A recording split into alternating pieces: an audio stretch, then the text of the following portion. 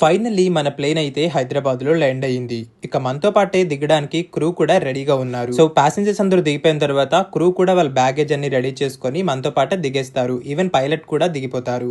ఇక అందరూ బయటకు వచ్చేస్తారు. మనమైతే హైదరాబాద్ నుంచి వైజాగ్ కి సెకండ్ ఫ్లైట్ క్యాచ్ చేయాలి. కానీ ఈ రోజు మనకి 2 hours లేఓవర్ అయితే ఉంది హైదరాబాద్ లో. మన లగేజ్ అయితే డైరెక్ట్ గా వైజాగ్ కు వచ్చేస్తుంది. కాబట్టి లగేజ్ అయితే ఇక్కడ పిక్ చేసుకోవాల్సిన అవసరం లేదు. డైరెక్ట్ గా డొమెస్టిక్ ట్రాన్స్ఫర్స్ నుంచి మనం వైజాగ్ ఫ్లైట్ క్యాచ్ చేయొచ్చు. హైదరాబాద్ టు వైజాగ్ ఫ్లైట్ మనకి ఈవినింగ్ 5:45 ఉంది. అప్పటి వరకు ఎయిర్పోర్ట్ లో తినేసి అటు ఇటు తిరగడమే మన పని. సో హైదరాబాద్ ఎయిర్పోర్ట్ ఎంత బాగుంటుందో పై నుంచి లుక్ అయితే వేసేయండి. మనకి కింద నుంచి పైకి వచ్చిన తర్వాత మళ్ళీ పైకి వెళ్తే ఇంకో ఫ్లోర్ ఉంటుంది. ఇక్కడైతే మనకి బార్ కూడా ఉంది. పైనుంచి లుక్ అయితే ఇట్లా ఉంటుంది మొత్తం ఎయిర్పోర్ట్ ది.